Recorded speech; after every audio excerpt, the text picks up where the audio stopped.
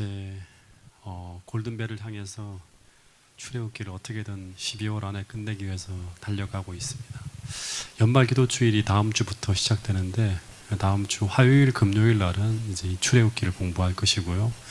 그 새벽 기도와 또 월요일부터 진행되는 그 연말 기도 주일에는 연말 기도 주일 낭독문을 제가 읽어보는데 새 천사의 기별에도 참 좋은 내용이 담겨 있습니다. 그래서 그 부분을 읽고 제가 짧게 메시지를 전하고 기도회를 은혜스럽게 그렇게 가지면서 한 주일을 보내려고 합니다. 그래서 많은 분들이 새벽 기도회 또 저녁 시간 함께 참석하시면서 은혜를 경험했으면 좋겠습니다. 자, 오늘은 이제 출애굽기 32장 시내산에서 벌어진 우상 숭배에 대한 내용을 공부할 텐데요. 출애굽기는 40장까지 있습니다. 8장 정도 남아 있는데 오늘 32장 한 파트를 공부하고 다음 주 화요일 날 32장 나머지 부분을 공부하려고 합니다.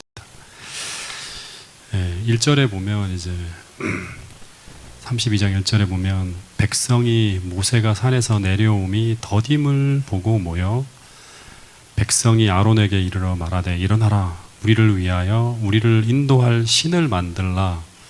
이 모세 곧 우리를 애굽 땅에서 인도하여 낸 사람은 어찌 되었는지 알지 못함이니라는 말을 하였다고 합니다.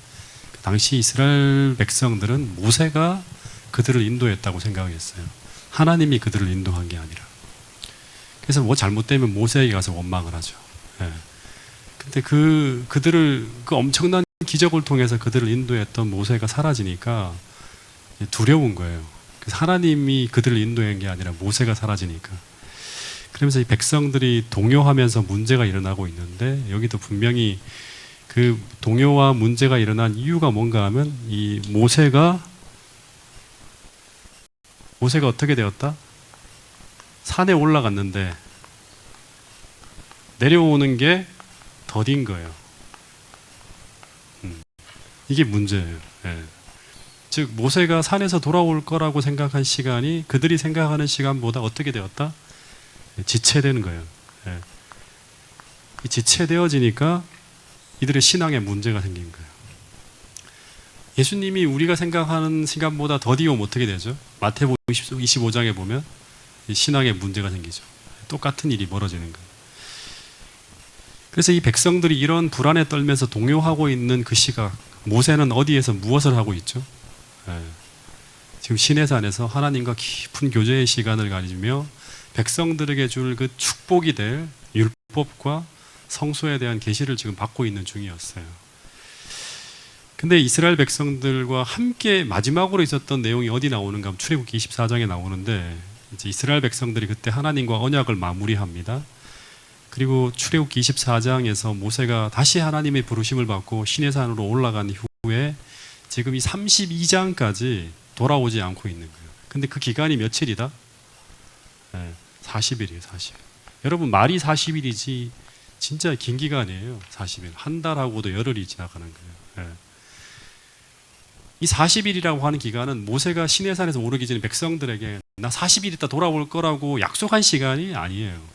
모세는 언제 돌아올 것이라고는 말도 없이 그냥 올라갔어요. 하나님이 올라오라 해서 올라갔는데 하나님과 만난 후에 내가 다시 내려오겠다고 했는데 그 시간이 지금 40일이 지나가는 거예요. 근데 이 40일이라고 하는 기간은 이스라엘 백성들에게 있어서는 그들이 생각했던 것보다 모세가 돌아오는 것이 많이 지체되어지는 기간이었다. 이게 첫 번째 우리가 기억해야 되고, 부조와 선지자를 보면 이 지체되어지는 기간이 길어지자 이스라엘 백성들에게는 이제 온갖 의문이 드는 거예요. 어떤 의문이 드는가 하면 모세가 산에 올라가서 죽은 것이 아닐까. 왜냐하면 산 꼭대기에는 어떤 일이 있었어요. 불꽃이 막 일고 산이 막 타들어갔어요. 그죠? 천둥 번개가 치는 무소무시한 장면이 나는데 그 속으로 들어갔으니까 모세가 죽었을지 모른다. 이 하나의 생각이고, 더하여서 혹시 모세가 우리를 버리고 다른 곳으로 간 것이 아닐까, 이런 생각이 들기 시작하는 거예요. 근데 모세는 누구다? 그들을 애굽에서부터 인도해낸 그 신과 같은 존재예요. 그러니까 그들은 하나님이 그들을 인도했다 생각한 게 아니라 모세가 인도했다고 생각했다고 했죠. 그래서 이 지체되어지는 이 40일이라고 하는 기간은 이스라엘 백성들에게는 뭔가 하면 하나의 시험이에요. 시험, 테스트. 이스라엘 백성들을 시험하는 기간. 정확하게 말하면 40일이라고 하는 기간은 그들이 하나님과 언약했죠. 하나님 뜻대로 살겠습니다. 하나님은 우리의 하나님입니다라고 언약을 했는데, 이 언약했던 그 언약의 진정성이 시험되어지는 기간이 40일이라고 하는 거예요. 출애굽기 24장에 보면 모세가 시내산에 오르기 전에 이스라엘 백성들은 하나님과 언약을 맺을 때 그때 반응이 뭐였죠? 굉장했습니다. 진짜 이스라엘의 모든 백성과 장로들이 다 모여서 시내산이 떠나가라고 하면서 우리가 하나님만 경배하며 당신의 계명을 목숨을 걸고 순종하겠습니다, 이런 고백을 했어요. 짐승을 쪼개고 하나님과 피로 언약을 했어요. 목숨을 걸고 충성하겠습니다, 이런 고백을 한 거예요. 그래서 이 출애굽기 24장의 내용을 보면 그들의 신앙은 진짜로 순수하고 진실되고 믿음이 있어 보였어요. 근데 입으로 한 이 고백은 단 40일 만에 전혀 다른 행동으로 그 고백에 진실되지 못함을 드러내게 됩니다. 언약이 깨어지는 거예요. 테스트에서 실패한 거예요. 언약이 깨어지는 거예요. 아주 옛날에 제가 태백에 있을 때 우리 동네에 이제 제 친구 누나가 고등학교 3학년 때 어떤 남자친구와 연애를 하는데, 고등학교를 졸업하자마자 두 사람이 결혼하겠다고 부모님에게 이제 막 난리를 쳤어요. 그래서 그 누나의 부모님은 이 남자와 못 만나게 하겠다면서 막 두들겨 패고 머리 다 자르고 온갖 수단을 써서 이 둘을 떼어놓으려고 막 애를 썼어요. 그래서 나중에 학교도 안 보내고 집에 가두어 버리기까지 했어요. 근데 이 누나와 이 누나의 남자친구가 결국에는 도망을 쳐서 살림을 차립니다. 근데 그 누나가 집을 떠나면서 남겨둔 쪽지에 보면, 우리는 하늘이 둘 사이를 가르고 세상의 죽음이 우리 두 사이를 막는다 하더라도 결코 우리 사랑을 깨트릴 수 없고 우리는 결코 헤어질 수 없습니다라고 하는 그 쪽지를 부모님에게 전하고 달아났어요. 근데 이 두 사람이 어떻게 되었을까요? 서로를 그렇게 사랑한다고 난리를 쳤는데 1년도 안 되어서 그 누나가 울면서 집으로 돌아왔는데, 그 1년 동안 얼마나 두들겨 맞았는지 온몸이 멍투성이고 눈과 얼굴 다 엉망이 된 거예요. 근데 이 누나와 그 형이 썼던 쪽지는 그 순간에는 진심이었을까요? 네? 진심이었습니다. 정확하게 말하면 그 순간 그 분위기와 그때 느꼈던 그 자신들의 감정에 충실한 고백을 했다고 말할 수 있겠죠. 근데 똑같이 40일 전 이스라엘 백성들이 하나님 앞에서 한 그 고백과 언약은 그 순간에는 그 감정에 충실한 거예요. 그 분위기에. 우리가 막 여기서 예배드리고 막 할 때 아멘 아멘 하고 하잖아요. 그 순간에는 진심일 수 있다고 하는 거예요. 근데 성경은 입으로만 하는 고백은 그 순간이 아무리 진실해도 그것만으로는 그 언약을 입증할 수 없다고 하는 거예요. 이게 성경에 나와 있는 얘기. 하나님이 계속 테스트하는 거랬어요. 계속 시험하는 거예요, 우리를. 왜냐하면 우리가 타락한 이후에 우리 입에서 내뱉어지는 그 고백이 얼마나 헛된 것인지 하나님은 아세요. 우리도 그걸 경험하고 있지 않나요? 오늘 이 순간에 내가 하나님 앞에 진짜 하나님 감사합니다 하는데 화장실 들어갈 때와 나갈 때 마음이 완전 바뀌잖아요.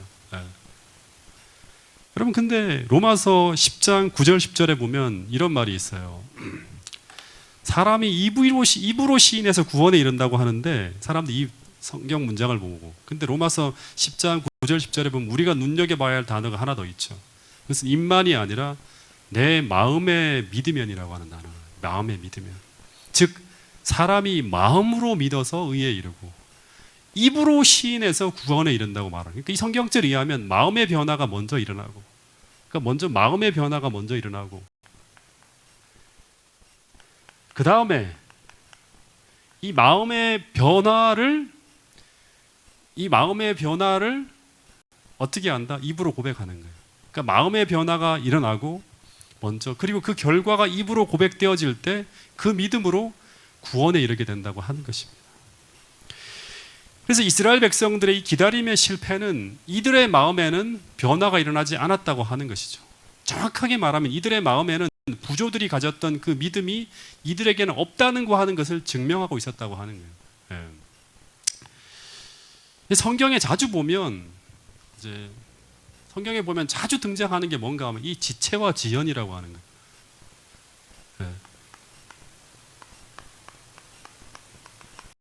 이제 이 지체와 지연이라고 하는 걸 좀 주목해 봐야 돼요. 자주 이 지체와 지연을 통해서 하나님은 우리 안에 담겨진 그 믿음을 테스트하는 것을 보게 됩니다. 언제나 이게 이제 지체와 지연이 항상 따라다니는 어떤 그런 하나의 하나님의 도구예요. 왜냐하면 이 기다림이라고 하는 것은 우리 안에 담긴 진정한 사랑을 드러내는 아주 유용한 도구로 사용되어질 수 있기 때문이에요. 그래서 이런 지체와 지연 속에서 예수님을 기다려야 되는 이런 상황은 예수님이 재림하실 때도 이런 유사한 일이 벌어지게 될 것이라고 성경은 이야기하고 있습니다. 그래서 혹 지체되더라도, 혹 내가 생각한 것보다 더 더디 약속이 이루어지더라도 끝까지 하나님의 방법을 따르면서 하나님이 원하는 그 자리에 머물 수 있는 이 산 믿음이 없는 자들은 분명히 예수님을 맞이하는 일에 실패할 것이라고 성경은 분명히 이야기하고 있습니다. 왜냐하면 성경에서 말하는 믿음이라고 하는 것은 주림과 지연의 기다림 속에서도 포기하지 않고 기다릴 수 있는 믿음이 진짜 믿음이기 때문이라고 하는 거예요. 그래서 이 믿음이라고 하는 것은,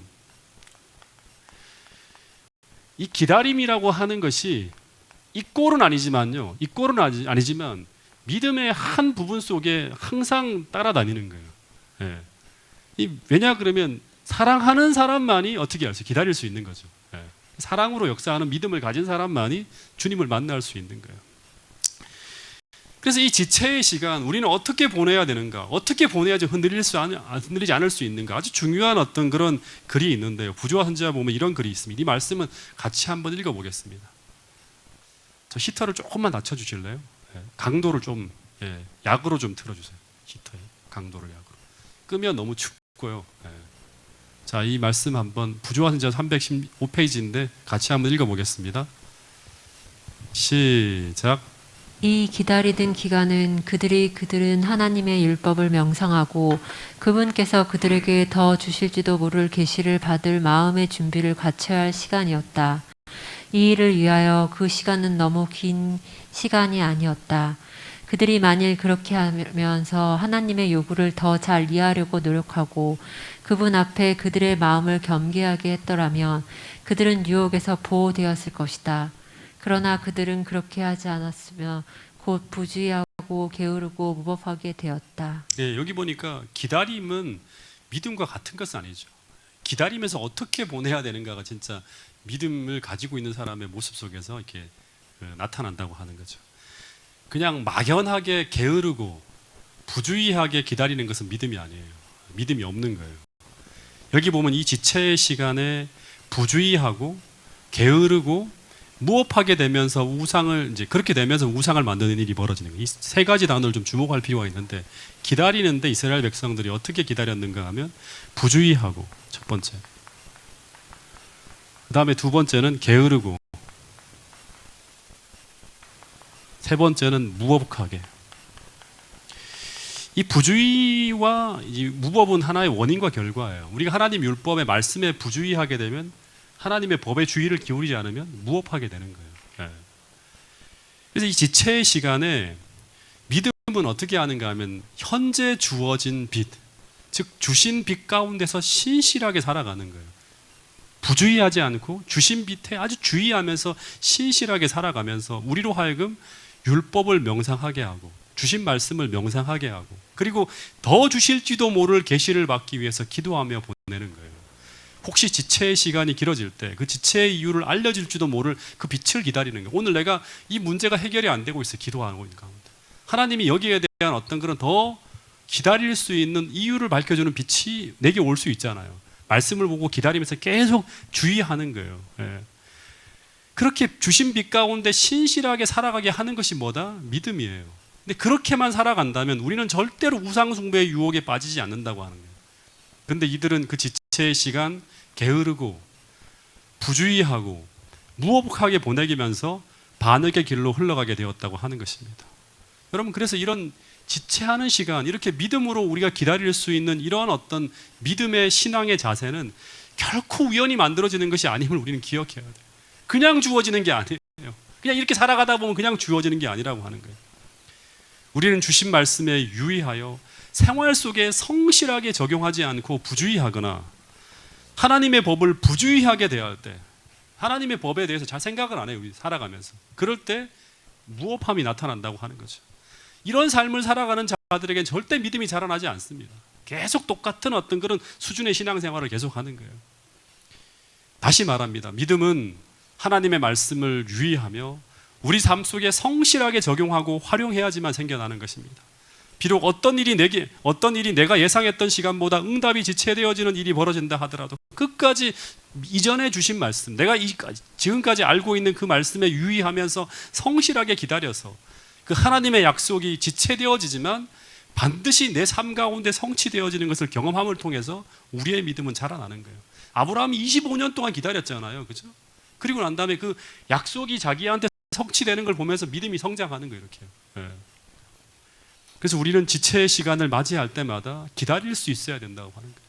그것이 훈련되어져야 된다고 하는 거예요. 하박국서 2장 4절에 보면 이런 말씀이 있습니다. 같이 한번 읽어보겠습니다. 시작. 비록 더딜지라도 기다리라. 지체되지 않고 반드시 응하리라. 의인은 그의 믿음으로 말미암아 살리라. 네, 믿음으로 말미암아 살아갈 때 믿음으로 말미암아 우리의 믿음이 더 큰 믿음으로 성장하는 거예요. 믿음으로 살아가야지만 믿음에서 믿음으로 더 큰 믿음으로 성장하는 거예요. 믿음으로 살지 않으면 믿음이 성장하지 않는 거예요. 이전에 주신 그 빛 가운데서 믿음으로 살아야 되는 거예요. 히브리 10장 35절 38절 말씀도 읽어볼까요? 시작. 그러므로 너희 담대함을 버리지 말라. 이것이 큰 상을 얻게 하느니라. 너희에게 인내가 필요함은 너희가 하나님의 뜻을 행한 후에 약속하신 것을 받기 위함이라. 잠시 잠깐 후면 오시리가 오시리니 지체하지 아니하시리라. 나의 의는 믿음으로 말미암아 살리라. 또한 뒤로 물러가면 내 마음이 그를 기뻐하지 아니하리라 하셨느니라. 그래서 우리가 신앙생활도 정말 성실하게 해야 됩니다. 성실하게. 하나님을 사랑하는 사람은 하나님의 말씀을 성실하게 보고요. 성실하게 자신의 삶에 적용하고 성실하게 하나하나의 어떤 그런 말씀을 이행하는 가운데 믿음이 성장한다고 하는 거예요. 여러분 더욱 하나님을 사랑하는 만큼 하나님 말씀에 주의하고 그리고 우리 삶에 성실하게 적용함으로 말미암아 날마다 믿음의 성장을 경험하게 되어서 지체와 지연이라고 하는 그런 상황이 벌어질 때 은혜의 자리를 떠나지 않는 끝까지 하나님의 계명을 지키는 자로 설 수 있는 그런 사람들이 파주중앙교회 모든 성도들이 될 수 있기를 간절히 바라겠습니다. 근데 왜 백성들이 금송아지를 만들어 달라고 요구했을까요? 송아지 형상을 만들어 달라고 하는 것은 이제 하나님을 떠나 다른 신을 섬기겠다고 하는 요구였을까요? 이집트의 그 송아지 신을 섬기겠다고 하는 걸까요? 그랬다면 아론과 이스라엘 지도자들은 분명히 반대를 했을 거예요. 절대 못 만들어 준다고 했을 거예요. 근데 부조화 선지자를 보면 그들은 단지 모세가 안 보이는 가운데 백성들이 동요하기 시작하니까 그들의 불안한 마음을 달래기 위해서 그 하나님의 임재를 눈으로 볼 수 있는 형상으로 만들어 달라는 제안을 한 거예요. 그러니까 이들은 여호와 하나님이 아닌 다른 신을 섬기려고 한 것이 아니라 단지 보이지 아니하는 그 하나님의 형상을 소의 형상으로 바꾼 것뿐이에요. 아시겠습니까? 4절부터 6절에 보면 아론이 송아지 형상을 딱 만든 다음에 이 송아지 형상이 너희를 애굽 땅에서 인도하여낸 너희의 신이로다. 그러니까 애굽 땅에서 인도해 놓은 그 신이 바로 누구다? 이 송아지 형상이라고 하는 거예요. 그리고 내일은 이 송아지 형상을 숭배하는 이 내일은 뭐다? 여호와의 절일이다. 그러니까 여호와의 절기라고 하는 거예요. 그래서 그 형상 앞에서 번제를 드리면서 이제 화복제를 드리는 거예요. 그러니까 이 우상은 분명히 보이지 않는 하나님을 형상화하면서 만든 것이고 그들은 이 우상을 통해서 누구를 섬긴 거예요? 송아지를 섬긴 게 아니라 여호와 하나님을 섬기는 거예요. 우상을 통해서 뭘 섬긴다? 여호와 하나님을 섬긴다고 하는 거예요. 우상을 통해서. 즉 모세가 언제 돌아온다고 말은 안 하고 산으로 올라갔는데 근데 그 기간이 지금 한 달 열흘이 지나가고 있는데도 돌아오지 않는 거예요. 그래서 모세가 산에서 죽었는지 알 수 없는 상황에서 지금 백성들은 막 소요를 일으키며 동요를 하고 있고 백성들의 동요를 진정시키기 위해서 백성들이 요구하는 대로 눈에 보이는 하나님의 형상을 만들어서 백성들을 어떻게 하자? 진정시키자는 거예요. 이 두려운 마음을 달래주자고 하는 거예요. 그러면 제안을 한 거예요. 지도자들이. 그래서 이 금송아지를 만드는 동기와 목적은 뭐예요? 선한 동기와 목적이 아닌가? 선한 동기잖아요. 근데 40일 전 그 시내산에서 분명히 하나님은 십계명을 선포하시면서 그 목적이 하나님을 섬기기 위해 만들어진 우상이라 하더라도 그 어떤 형상이든지 만드는 것은 뭐다? 불법이고 죄라고 분명히 말씀했어요. 다시 말해서 아무리 동기와 목적이 그렇듯해 보여도 그 목적을 이루기 위해 사용하는 그 수단이 불법이라면 그것은 우리를 하나님으로부터 어떻게 한다? 떠나게 만들고 분리되어지게 만든다고 하는 거예요. 그래서 누군가는 이 상황에서 어떤 말을 해야 되는가 하면 그렇게 하는 것은 분명히 죄라고 지적하는 목소리가 들려져야 됐어요. 우리 배웠잖아. 이들이 언약한 백성이잖아. 다 200만 명이. 그렇게 하는 것은 분명히 죄라고 하는 어떤 소리가 들려져야 돼. 그 지도자들 중에서. 여러분, 즉 교회가 잘못된 길을 가려고 할 때 죄를 죄라고 용감하게 이야기하면서 이런 움직임을 저지할 수 있는 의로운 목소리가 들려져야지만 그 교회는 살아있는 교회예요. 그래야지만 교회가 바른 길을 갈 수 있는 거예요. 여러분, 그래서 교회는 연합되어져야 되지만 그 연합은 무엇으로 연합하는 것이다? 계속 얘기하지만 진리로 연합하는 거예요. 진리로. 예. 금송아지 만드는데 단합하면 어떻게 되는 거예요? 망하는 거예요. 그거는 망하는 거예요. 예. 근데 이런 위기의 상황 속에서 모세가 지금 없지만 여호수아도 없지만 거기 누가 있어요? 모세를 대신해서 이 사람들을 쫙 이끌어야 될 지도자 누가 있어요? 예. 아론이 있어요. 모세가 없는 동안에 사법권이 누구에게 위임되었다? 아론에게 위임되었어. 이 아론은 누구인가 하면 모세의 대변자예요. 그러니까 모세의 분신과 같은 사람으로 하나님이 붙여준 거예요. 모세가 어떤 생각을 하는지 모세를 대신해서 모세가 막 말을 준다라면 그 똑같은 말을 하는 사람이 누군가 하면 풀어주는 사람이 누군가 하면 이 아론이었어요. 근데 백성들이 우상을 만들어 달라고 요구하며 막 소요를 일으키고 있을 때 이 아론이 어떻게 했는가 하면 진짜 참 정말 지도자들이 중요하겠구나. 나는 어떤 사람의 어떤 유형의 지도자가 될 수 있을까 이 상황에서 이런 생각을 하게 되었어요. 부조한 절 보면 아론이 어떻게 했다? 반대를 했어요. 그런데 참 중요한 표현이 있습니다. 반대를 했는데 어떻게 반대했다? 아론은 무기력하게라고 말해요. 무기력하게 백성들에게 항의했다고 하는 거예요. 이게 무슨 말인가요? 무기력하게 백성들에게 항의했다고 하는 것은 뭔가 하면 이게 죄는 죄인데 분명히 내가 알기로 이게 분명히 죄인데 이렇게 하면 안 되는데 이거 어떻게 해야 돼요? 이거 분명히 안 되는 거잖아요. 그러면 이것은 제가 이 위치에 있는 한 목숨을 걸고 허락할 수 없다는 이야기를 해야 되는데 근데 아론이 뭐라고 말하고 있는 것인가 하면 여러분 이렇게 하지 않는 것이 더 나은 것 같은데요. 이렇게 한 거예요. 이런 식으로 항의했다고 하는 거예요. 이렇게 하지 않는 것이 제가 볼 때는 더 나은 것 같은데요. 이렇게 말을 했다고 하는 거예요. 금송아지를 만드는 것은 이게 국가적으로 지금 뭐예요? 배도하는 거잖아요.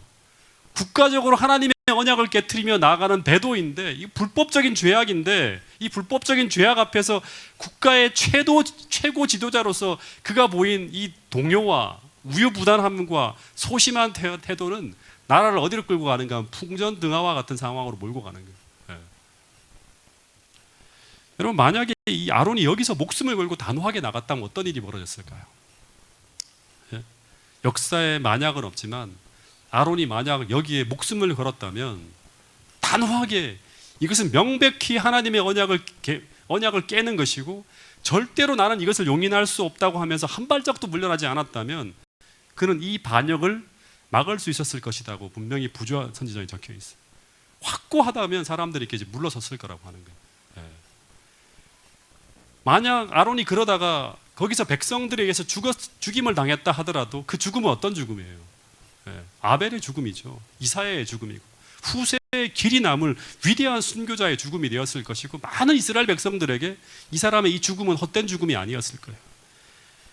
근데 아론은 그렇게 하지 못했고 그로 말미암아 어떤 일이 벌어지는가 하면 부조한 선지자를 보면 이제 이런 상황 속에서도 하나님의 언약을 기억하면서 용감하게 우상 숭배를 지적하는 아주 소수의 사람들이 있었대요.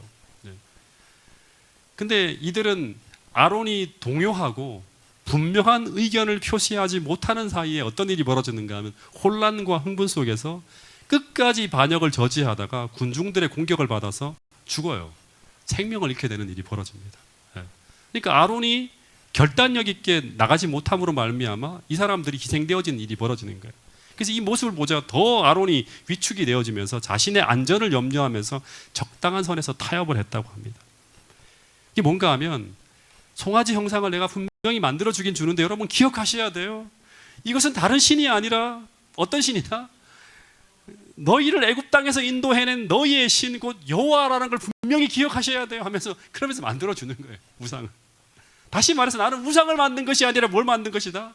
여호와 하나님을 섬기기 위한 형상을 만든 것이라고 하면서 변명을 하는 거죠. 상황에 맞추어서 변명하는 거예요. 어떤 우리가 안식일을 범하고 뭘 범하고 맨날 막 율법을 범하면서 맨날 뭐 어떤 핑계를 대. 이건 하나님을 위해서 하는 것이다. 이건 뭐를 위해 하는 것이다. 이렇게 하는 거예요. 그리고 더하여서 5절에 보면 단을 쌓고 내일은 여호와의 절일이라고 하며 선언했다고 합니다. 이 절일이라고 하는 절기를 만든 거예요. 새로운 절기는 하나님이 만들어 줬잖아요. 하나님이 만드는데 이 아론이 지금 여호와의 절기를 또 만드는 거예요.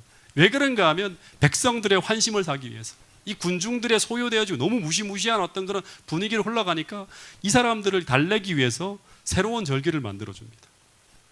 여호와의 절기라는 이 말은 단을 쌓고 금송아지가 탄생한 이 날이 무슨 날이다? 여호와의 절기다. 하나님을 섬기는 절기라고 선언을 하는 거예요. 그리고 번제와 화목제를 드려요. 마음대로 드리는 거죠. 어디 드리는 거예요? 하나님 앞에 드린다고 하는 것처럼 금송아지 앞에다 막 갖다 바치는 거예요. 여러분 근데 그 결과가 이상하게 나타납니다. 잘 들으세요. 그들은 다른 신이 아닌 하나님을 그냥 금송아지 형상이라고 생각하고 그들의 눈높이에 맞추어서 예배를 드린 것 뿐인데 용어도 똑같이 사용하고 제단을 쌓고 화목제 번제를 다 드렸는데 근데 부조와 선지자에 보면 이들이 드린 이 예배에서 어떤 일이 벌어지는가 폭식을 하고요. 경박한 주연에 막 술 마셔요. 술 마시고 스스로 막 그 어떤 이 광란에 빠져서 광란의 제사를 지내게 되었다는 거예요. 나중에 모세가 내려올 때 이게 무슨 전쟁이 난 줄 알아요. 난리가 난 거예요. 사람들이 완전히 뭐가 되는 거예요. 이성을 다 잃어버리고 광란의 제사에 빠져버렸다고 하는 거예요. 교회 예배가 완전히 이상하게 돌아가는 거죠. 여러분 아무리 그것이 백성의 유익과 신앙적 유익을 추구하는 것처럼 보일지 몰라도 명백한 하나님의 계명을 범하면서 세상과 타협하며 나가는 순간 그 일은 하나님의 영광에 이르지 못할 것이고 우리가 전혀 예상하지 못했던 이상한 열매를 거두게 된다고 하는 것이 역사를 통해서 성경을 통해서 우리에게 보여주는 중요한 교훈이라고 하는 것입니다. 여러분 안식일을 대신한 일요일을 안식일로 제정하는 것도 같은 원리죠. 더 안정적 환경에서 예배를 드리기 위해서 좀 더 많은 사람들에게 하나님 말씀을 전하기 위해서 선교를 위해서 그렇게 하는 거잖아요. 당시 이 절기 날짜를 바꾸는 게 말이에요. 그래서 잠깐 계명 하나만 타협하면 훨씬 더 많은 사람들에게 복음을 전할 유익을 얻을 것처럼 그렇게 생각해서 그렇게 했는데 이건 틀린 거잖아요. 역사적으로 보면 이건 완전히 잘못된 일을 만들어 간 거잖아요. 수많은 하나님 백성들을 다 불법을 하는 사람들로 다 만들어버리고 하나님과 예배하는 예배일이 완전히 뒤바뀌어지면서 온전히 하나님을 경험하는 것을 막는 그런 일들이 벌어진 거예요. 여러분 그래서 기억해야 될 게 뭔가 하면 이 본질적인 것들은 신앙에서 본질적인 것들은 절대 타협이 불가하는 거예요. 절대 타협해서는 안 되는 거예요. 그래서 우리가 꼭 기억해야 될 게 뭔가 하면 융통성을 발휘해야 될 비본질적인 것과 융통성을 거긴 발휘해야 돼요. 절대로 바뀌지 말아야 될 본질적인 것을 구분할 수 있는 지혜가 꼭 필요하다고 하는 거예요. 이 지혜가 없으면 우린 진짜 엉터리처럼 살아요. 언제나 속아버려요. 비본질적인 것은 절대로 굽히지 않고 고집을 부리는 거예요. 굽혀지지가 않는 거예요. 도리어 절대로 바뀌지 말아야 될 본질적인 것은 아주 쉽게 타협해버리는 어리석음을 범하는 경우가 너무나 많다고 하는 거예요. 내 편리대로 그렇게 바꾸는 거예요. 여러분 그래서 기억해야 될 게 뭔가 하면 오늘 우리가 진짜 그걸 구분할 필요가 있어요. 하나님의 계명은 절대 손대서는 안 돼요. 그리고 가능하면 그 부분에서는 보수적인 스탠스를 취할 필요가 있는 거예요. 우리의 성향이 편리한 대로 자꾸 믿으려고 하거든요. 근데 반대로 비본질적인 것들 이런 부분들은 상황에 맞춰서 그들에게 선교하기 위해서 자꾸 우리 자신을 변화시켜야 돼요. 플렉서블하게 가야 돼요. 융통성을 발휘해야 되는 거예요. 산 위에서는 지금 하나님이 이스라엘 백성들과 언약하신 후에 십계명 돌판이 주어지고 있고 성막에 대한 계시가 주어지고 있으면서 이들에게 막 축복을 쏟아주면서 하나님이 이제 내 백성이라고 막 하면서 모세에게 이제 그걸 가르쳐 주라고 하는데 산 아래에서는 40일 만에 완전히 반역이 일어나고 있어요. 근데 이 모습을 산 위에서 바라보시고 하나님께서 모세에게 이런 말씀을 하셨다고 합니다. 자, 7절부터 8절에 보면 한번 이 말씀을 읽어볼까요? 10절까지, 7절부터 10절까지입니다. 읽어보겠습니다. 시작. 여호와께서 모세에게 이르시되 너는 내려가라. 내가 애굽 땅에서 인도하여 낸 내 백성이 부패하였도다. 그들이 내가 그들에게 명령한 길을 속기 떠나 자기를 위하여 송아지를 부어 만들고 그것을 예배하며 그것에게 제물을 드리며 말하기를 이스라엘아 이는 너희를 애굽 땅에서 인도하여 낸 너희 신이라 하였도다. 여호와께서 또 모세에게 이르시되 내가 이 백성을 보니 목이 뻣뻣한 백성이로다. 그런즉 내가 하는 대로 두라. 내가 그들에게 진노하여 그들을 진멸하고 너를 큰 나라가 되게 하리라. 이 9절에 보면 이제 하나님 이스라엘 백성들이 불순종하였다고 하면서 뭐라고 하는 거예요? 이 백성들이 목이 뻣뻣한 백성이로다. 이 목이 뻣뻣한 백성이라고 하는 이 말은 무슨 의미인가 하면 마부가 이제 말의 고삐를 오른쪽이나 왼쪽으로 막 잡아당길 때 이쪽으로 가려고 하면 이쪽으로 잡아당기고 저쪽으로 잡아당기잖아요. 근데 말이 주인이 지시하는 그 길로 가기를 거절하고 목을 딱 곧게 하는 경우, 즉 주인의 말에 따르지 않는 가축을 말할 때 목이 곧았다고 이렇게 한 표현을 쓴대요. 이 말은 자기 고집대로 행하고 하나님 말씀 앞에 굴복하지 않는 순종하지 않는 백성들을 빗대어 말하는 게 바로 뭔가 목이 곧은 백성이라고 하는 표현. 기억하시죠? 이런 표현 많이 나오잖아요, 성경에 보면. 그래서 하나님이 이들과 언약이 깨어졌고 이제 더 이상 언약 관계를 유지할 수 없기 때문에 10절에 보면 하나님이 어떤 제안을 하는가 하면 모세에게 이런 제안을 해요. 그런즉 내가 그들에게 진노하여 그들을 어떻게 한다? 진멸하고 그리고 너를 큰 나라가 되게 하리라는 엄청난 말씀을 하셨어요. 저 200만이나 되는 사람 다 죽여버리고 그리고 모세를 통해 새로운 나라를 세우겠다고 하는 거예요. 왜냐 그러면 이 백성들은 목이 뻣뻣한 백성이야. 하나님 말씀에 순종하지 않아요. 언약을 해놓고 단숨에 깨어버리는 백성인 거예요. 이 말씀은 이제 이스라엘과 세우신 언약이 무효가 되었으니까 이스라엘을 다 멸하고 너의 씨로 하여금 다시금 큰 나라를 세우게 하겠다는 하나님의 그 약속을 이제 이거 어떤 계획을 발표하는 거예요. 이 말은 아브라함과 처음 세웠던 언약을 파기하고 다시 새롭게 모세의 씨를 통해서 새롭게 언약 백성을 세우고 모세를 통해 새로운 민족과 나라를 세우겠다고 하는 그런 선언을 하시는 거예요. 그래서 여기서 나오는 충격적인 표현 중에 하나가 뭔가 하면 7절에 보면 하나님은 그 전까지라는 나의 백성이라고 했는데 이 7절에 보면 하나님이 뭐라고 하는가 하면 이스라엘 백성을 당신의 백성이라고 하지 않고 누구 백성이다? 너의 백성이라고 하는 거예요. 모세의 너의 백성이라고 하는 거예요. 이 말은 이스라엘과의 언약이 파탄 났다고 하는 거예요. 내 백성 아니라고 하는 거예요. 그런데 여기서 이 깨어진 언약 사이에서 이 둘 사이에 다리를 놓아서 그 관계를 회복시키기 위해서 등장하는 인물이 누구죠? 모세예요. 네. 진짜 여기서 모세가 아주 중요한 역할을 하는데 모세가 하나님과 이스라엘 백성들 사이에서 뭐를 걸고 생명을 걸고 중보를 하는 장면이 나옵니다. 그래서 이 모세는 예수 그리스도를 곳곳에서 표상하고 있어요. 곳곳에서.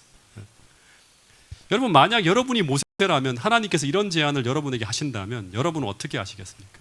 나 도저히 저 백성들하고 같이 못 살겠다. 저 백성들 다 쓸어버리고 이제 내가 다시 시작하고 싶다. 너의 씨를 통해서 다시금 언약을 맺고 싶다고 하면 이상구 장로님 어떻게 하시겠어요? 네? 네? 네? 모세도 한번 생각해 보세요. 지금까지 이스라엘 백성과 지내온 것을 생각하면 정말 생각만 해도 지긋지긋한 백성 아니에요? 네. 몇 달 동안 벌어진 그들의 모습을 보면 정말 희망이 없는 백성처럼 보였을지 몰라요. 이 백성 끌고 가다가는 진짜 암 걸릴 것 같아요. 너무너무 말을 안 들어. 너무너무 지긋지긋할 정도로. 감사할 줄도 모르고 불평만 하는 이런 어리석은 백성과 더불어서 광야 생활을 해야 된다고 하는 건 보통 어려운 게 아니에요. 지금 산에 올라가서 이들을 축복하기 위해서 언약을 다 해놓고 계시를 받고 내려오려고 하는데 밑에서 지금 엉망진창으로 상황이 바뀌어버린 거예요. 하나님이 도저히 참을 수 없는 그런 짓을 하고 있는 거예요. 이게 무슨 희망이 있을까요? 아무리 생각해도 희망이 없는 것처럼 보이는 그런 백성이에요. 여러분 마찬가지로 예수님은 우리 인류가 범죄했을 때 우리를 그냥 하나님의 공의에 맡기고 그냥 새로운 인류를 만드실 수도 있었습니다. 그리고 주님께서 우리를 구하기 위해 이 땅에 내려오셨을 때 인류가 행한 모습은 정말 희망이 없고 생각만 해도 지긋지긋한 모습이었어요. 근데 주님은 우리를 사랑하셨다고 합니다. 그래서 주님은 우리를 구하기 위해 그 죄를 짊어지시고 그리고 돌아가시고 생명을 걸고 우리를 살리기 위해서 자기를 희생하시고 지금도 우리를 위해 중보하고 계시다고 하는 거예요. 여러분, 마찬가지로 모세도 이스라엘 백성을 어떻게 했다? 사랑하고 있었다고 하는 거예요. 정말 여러분 기억하셔야 돼요. 근데 얼마만큼 사랑했는가 하면 예수님께서 이스라엘 백성을 사랑하시는 것만큼 그렇게 모세도 이스라엘 백성을 사랑하고 있었다고 하는 거예요. 그래서 뭐라고 하는가 하면 이들을 구원하지 아니하시려거든 차라리 내 이름을 생명책에서 지워달라고까지 기도하지 않습니까? 자신의 생명을 걸 만큼 이스라엘 백성을 사랑하는 사람이 누군가 하면 모세였다고 하는 거예요. 그래서 모세는 정말 예수님을 정말 많이 닮은 사람이에요. 그만큼 하나님을 사랑하는 사람이에요. 그렇게 이스라엘 백성을 사랑하기 위해서는 그만큼 하나님을 사랑해야 돼요. 네. 그런데 이런 사람이 세상에 존재할 때 그 한 사람을 통해 세상은 축복을 받는 거예요. 이런 사람이 하늘을 향해서 그 사랑의 대상을 향해 주님의 마음으로 중보 기도를 할 때 뭐가 산다? 가정이 살고 교회가 살고 멸망의 길로 걸어가는 사람들의 회복이 일어나는 거예요.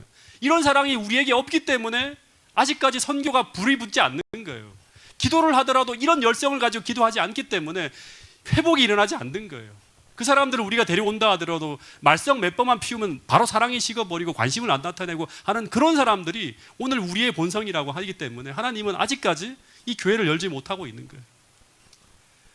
여러분, 이번 연말 기도주일 기간 정말 모세의 기도에 이스라엘 나라의 역사적인 운명이 바뀌어진 것처럼 오늘 우리도 주님의 심정과 마음을 가지고 하나님께 구하고 정말 그 마음을 달라고 구하고 그 심령을 품고 기도할 때 우리 가정과 우리 교회와 우리 이웃의 운명을 바꾸는 놀라운 기도의 역사가 이번 기간 일어날 수 있게 되리라고 저는 믿습니다. 여러분, 정말 그런 기도를, 그런 마음을 달라고, 그런 중보 기도자로 거듭날 수 있게 해달라고 우리 모두가 함께 기도하고 구할 수 있는 여러분과 제가 될 수 있기를 간절히 바라겠습니다. 부조와 선지자를 보면 이 하나님의 제안이 최종적인 안이 아니라는 것을 갈파해요. 왜냐 그러면 모세는 알기 때문에 하나님이 어떤 분인지 알아요. 친구잖아요. 40년 동안 광야에서 그분을 알았는데 절대 이분은 이 200만의 이스라엘 백성을 죽이실 분이 아니야. 그러니까 알고 기도하기 시작했다고 합니다.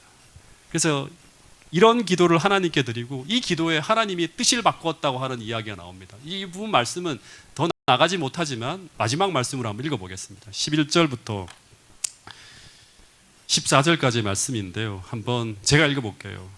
모세가 그의 하나님 여호와께 구하여 이르되 여호와여 어찌하여 이 큰 권능과 강한 손으로 애굽 땅에서 인도하여 내신 주의 백성에게 진노하시나이까? 어찌하여 애굽 사람들이 이르기를 여호와가 자기 백성을 산에서 죽이고 지면에서 진멸하려는 악한 의도로 인도하여 내었다고 말하게 하시려 하나이까? 주의 맹렬한 노를 그치시고 뜻을 돌이키사 주의 백성에게 화를 내리지 마옵소서. 주의 종 아브라함과 이삭과 이스라엘을 기억하소서. 주께서 그들을 위하여 주를 가리켜 맹세하여 이르시기를 내가 너희 자손을 하늘의 별처럼 많게 하고 내가 허락한 이 온 땅을 너희 자손에게 주어 영원한 기업이 되게 하리라 하셨나이다. 이렇게 기도하자 14절 이 기도에 여호와께서 뜻을 돌이키사 말씀하신 화를 그 백성에게 내리지 아니하셨다. 이런 말이 있습니다. 이 중보 기도에 이런 예수님의 마음을 가지고 중보하던 그 기도에 하나님의 뜻이 돌이켜지는 것을 보게 됩니다. 이 이야기에 대한 더 자세한 내용은 우리 다음 주 화요일 계속 말씀을 이어가도록 하겠습니다. 오늘 다시 한번 우리의 마음속에 이런 어떤 중보 기도자로서 거듭나서 정말 우리의 기도가 능력이 있고 영혼 구원을 하는 그 능력이 있는 사람들로 우리 모두가 거듭날 수 있게 되기를 간절히 바라면서 오늘 말씀을 줄이도록 하겠습니다.